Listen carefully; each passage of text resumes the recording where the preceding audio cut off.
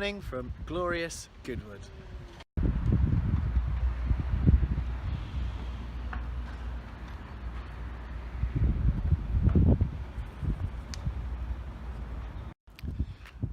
I don't know what it is about Goodwood, but they always seem to pull the stops out when it comes to weather.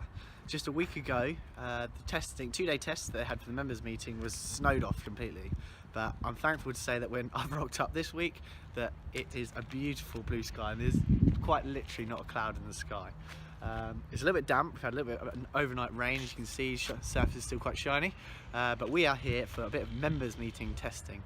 This doesn't mean that I'm driving in the members meeting just yet. However, I have had the opportunity to test a Lotus Cortina, Andy Wolfe's Lotus Cortina specifically, so one of the best Lotus Cortinas there is as well.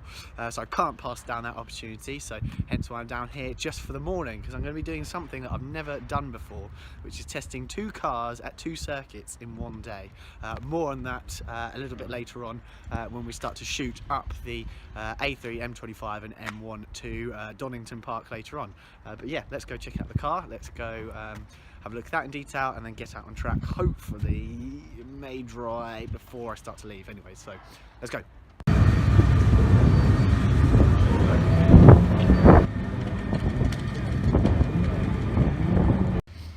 Right, about to jump in the Steed now, that classic cream and then stripe down the side of the Lotus Cortina. So I'm buzzing. This is definitely a bucket list car to drive, so let's go.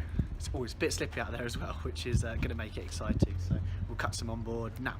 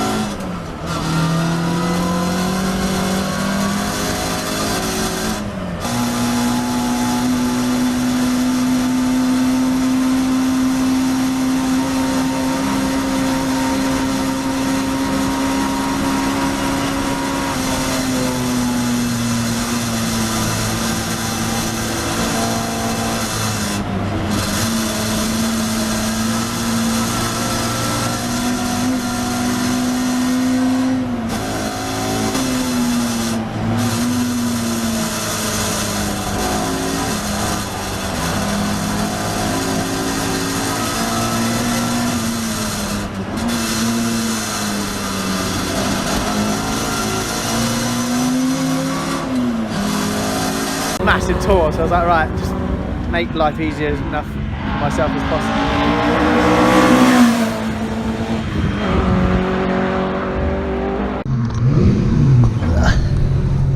So here we are in the Cortina, and my first impressions when I jumped in it was how spacious everything is. From driving the Elan and the Chevron and the Cobra, for example, there's even space for your helmet in there.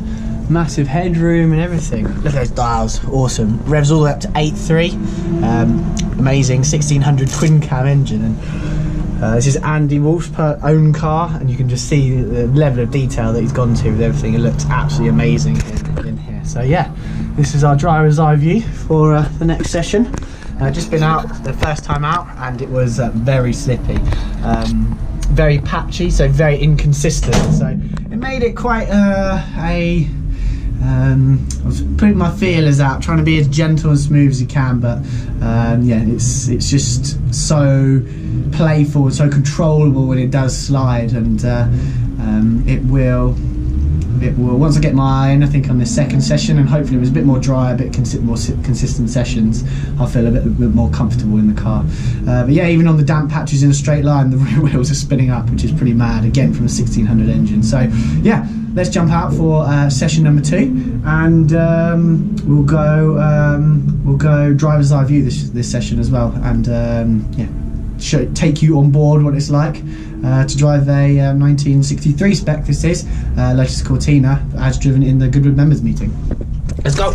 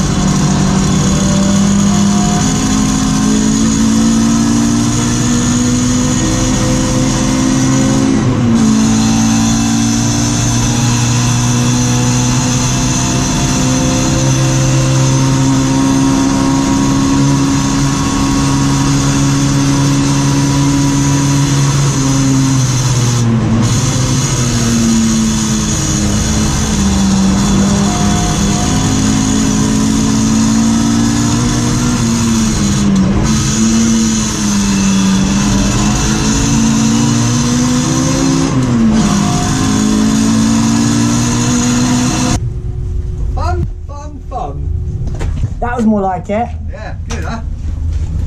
It's alright when you get on, isn't it? It's a bit more consistent then. Yeah. Like busy, aren't they?